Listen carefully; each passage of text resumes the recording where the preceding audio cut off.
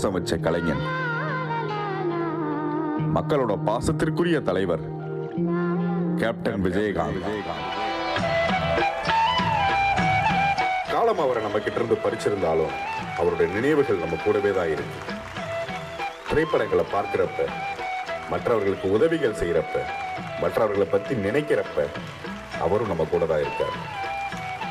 அப்படிப்பட்ட அந்த மாபெரும் மனிதர் கேப்டன் விஜயகாந்த் அவர்களை இசையின் மூலமாக நினைவு கூற தயாராகிறது இந்த சூப்பர் சிங்கர் மேடை.